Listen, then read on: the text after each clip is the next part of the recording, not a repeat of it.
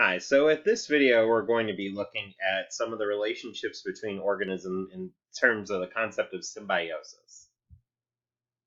So when we say symbiosis, this is when two organisms in an environment are in a relationship where at least one relies on the other.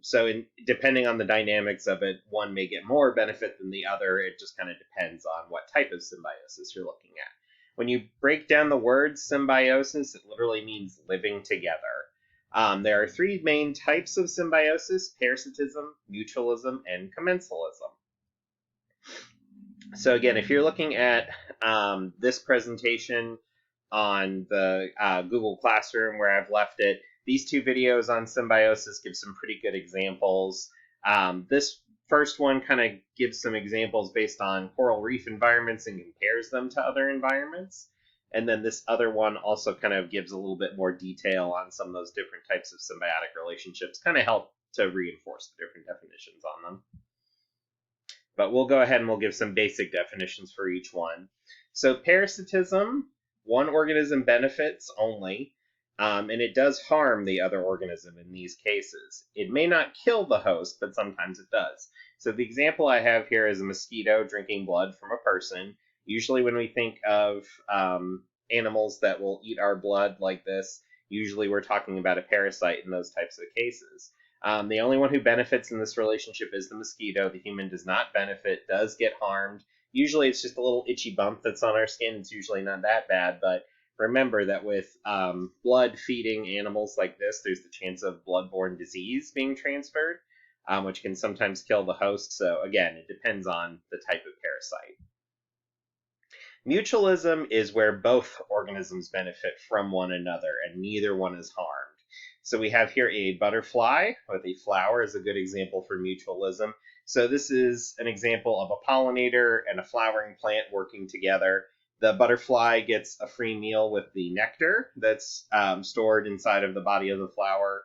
And then the flower is able to let pollen collect on the butterfly, and the butterfly takes that pollen from one flowering plant to another to help it with the process of reproduction. So the plant has the ability to reproduce, the animal gets a free meal. So again, both parties are benefiting from it, neither one of them is being harmed. And then commensalism, this one's a little bit tricky because it's similar to parasitism in that only one benefits, but it's also similar to mutualism in that neither gets harmed. So in this case, the organism that's benefiting here in this example, we have a shark with a remora. So the remora here is benefiting because it's getting a free ride from the shark. It doesn't have to expend as much energy because it is spending part of its time kind of drifting along with the shark.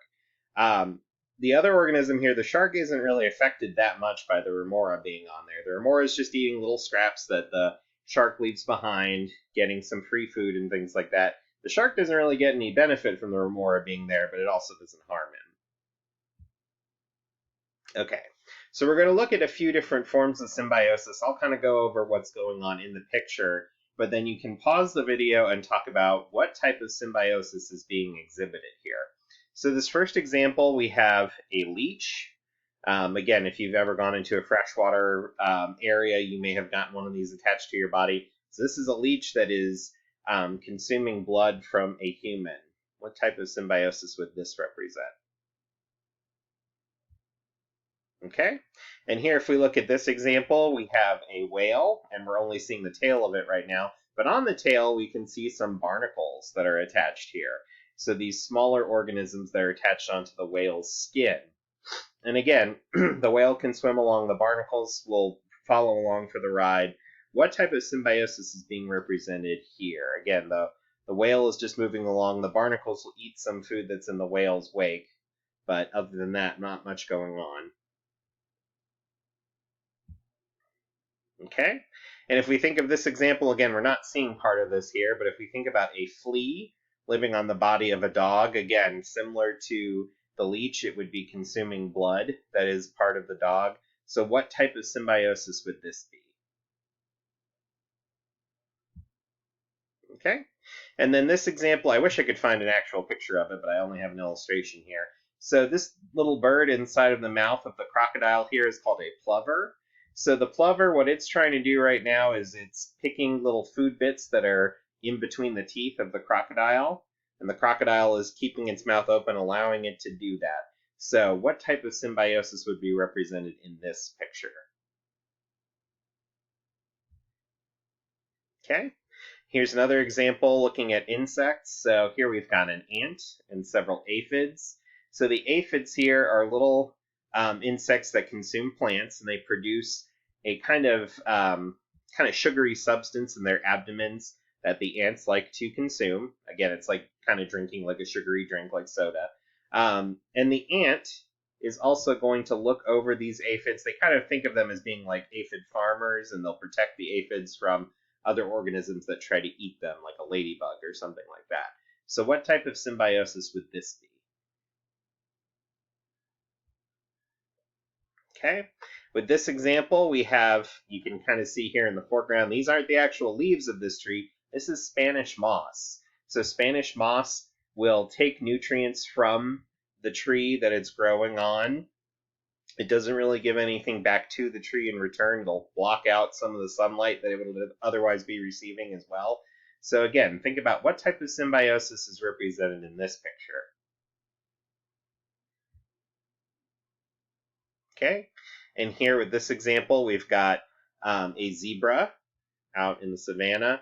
The zebra is here kind of just moving through, and you can see here on its back, it has a small group of what are known as oxpeckers.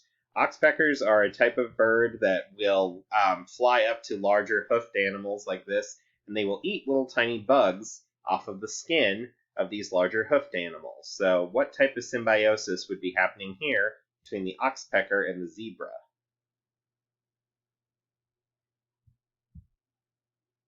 And then here is our last example. This one's a little bit trickier to examine, and so I have left a video here on the very last panel of this slideshow if you want to look at the video. This is a little one narrated by David Attenborough. But to describe it as best as I can, this is a watchman goby. It's a type of fish. The watchman goby has really good eyesight, and his buddy, the pistol shrimp here, does not have the best eyesight. Pistol shrimp is able to dig a nice burrow that they both live inside of, but again, is not very good eyesight. The goby does have very good eyesight, and when it sees a predator, it retreats down into the den that the shrimp has dug out, and then they both hide down there. The shrimp can kind of keep in contact using its antennae. It'll keep tabs on the fish and see whether or not it's popped out of the lair or if it's gone back into it. And if it knows that the goby is inside of the tunnel, the shrimp doesn't come out in those instances. So again, think about what type of symbiosis is this. So I hope that we kind of had a good overview of what these different forms of symbiosis are. And I hope that you think through those examples and you're able to kind of piece together what types of symbiosis we're looking at with these examples.